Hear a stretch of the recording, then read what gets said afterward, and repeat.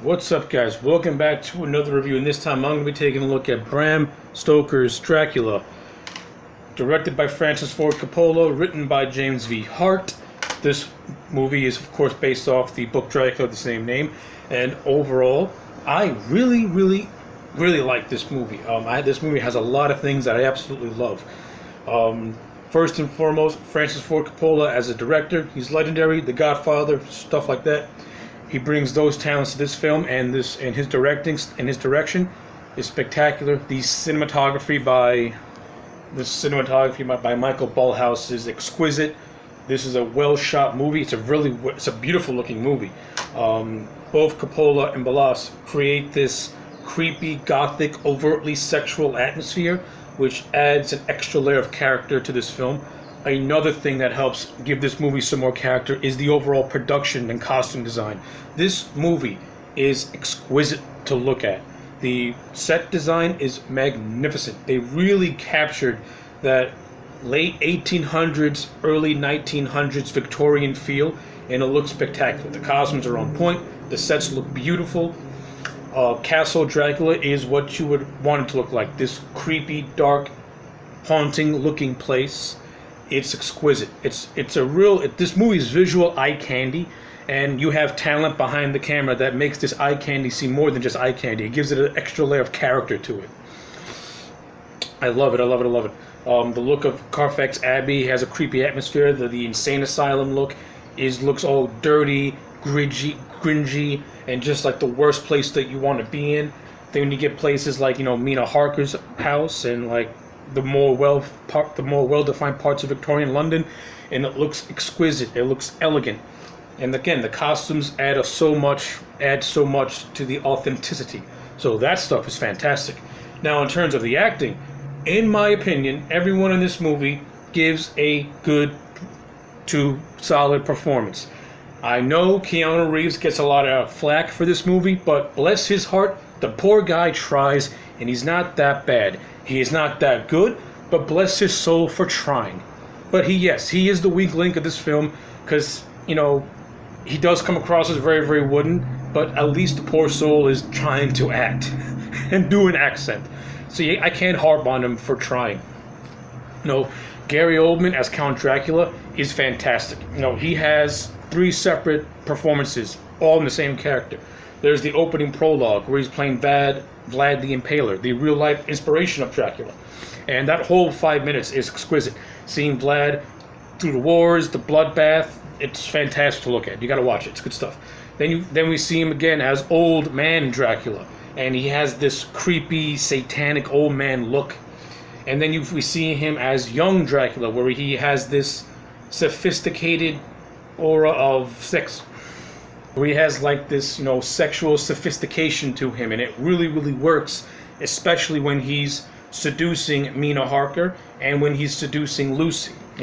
Him in this human form really helps sell those scenes, and I thought it was perfect. Speaking of Mina Harker, played by Winona Ryder, she does a decent job, but like Keanu Reeves, she's not that good, but bless her soul for trying. And I actually do like the chemistry, and I do like the whole doomed romance between Mina and Dracula. Again, that plays into the whole, sexy, the whole, seductiveness of Dracula's character in human form. And it works for me. You have a lot of side characters in this movie. You got Billy Campbell as Quincy Morris. You got Richard E. Grant as Jack Sword. You have Cary Elwes as Sir Arthur Holmwood, I think his name was. Those guys do a good job as well. With the exception of Jack Sword, I think Holmwood and Quincy Morris needed to have a little bit more screen time so that I understood their characters more. Like, I get Holmwood's character and that how he's pretty much the ultimate suitor that Lucy chooses for marriage, but I'd like to know more about him instead of him being rich. Quincy Morris is the American guy. Again, I would like to know more about him. What's his story? Jack Sword to me is the only guy that I know more about, because he's a doctor, and he's also a student / protege of Dr. Van Helsing, played by Anthony Hopkins, and Anthony Hopkins as Van Helsing is fucking hysterical to watch in this movie. He is just There were times where he almost crosses into being over the top and hammy, but he's so entertaining to watch as Van Helsing. You can't take your eyes off him, and it's a really good performance as well, because he goes from being over the top and then he dials it down when he needs to get serious. It's a really good performance, and I really like it a lot.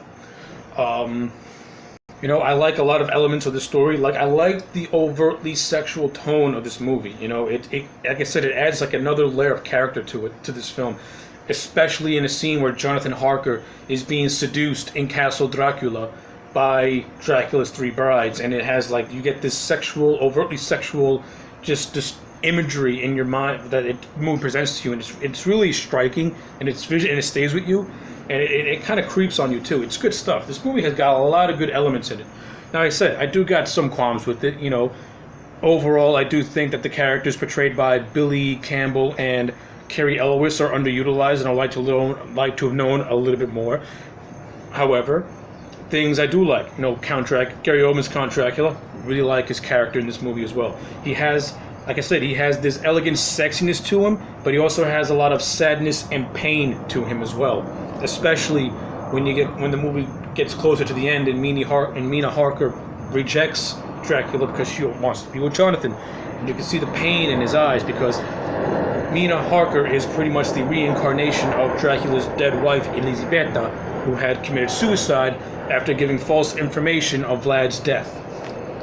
So, and that's, of course, those are the events which led to Vlad renouncing God and giving his soul to Satan and to the devil and becoming a vampire, you know, one of the undead.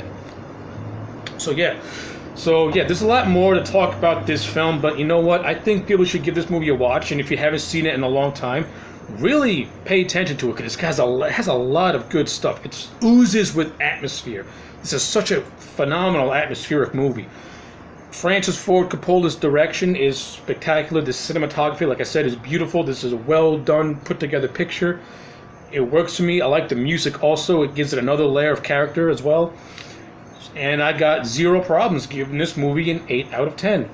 If just fix the problems with Quincy Morris and Arthur Holmwood, this thing would have been close to a 9 or a 10, just by giving them a little bit more expansion and just giving more about their stories, giving me more about their backstories and why they want to do, and why each of them want to suit Lucy, and what their own personal things, what their own personal things are as well. But they do come across as likable characters, especially at the end, where all the guys work together to kill Dracula because they got to save Mina. So the climax of this movie, it works for me as well. Well, I'm sorry that this review was all over the place, but you know, I really, really enjoyed this movie. It's really, really good. You really got to give it a watch. It's a good movie to watch on Halloween. It has a lot of intense moments, but it has a lot of beautiful, elegant moments. And like I said, the costume designs look spectacular, especially when Dracula's in his full-blown man-bat appearance. It looks creepy, it looks scary, and it's something that could be in a comic book and a Batman movie. That's how good it looks. So yeah, 9 out of 10. This movie, I'm sorry, 9 out of 10. You know what? Yeah, I'm changing it. 9 out of 10. I really, really enjoyed this movie. I like it a lot. I really enjoyed it. I really, really like this movie a lot.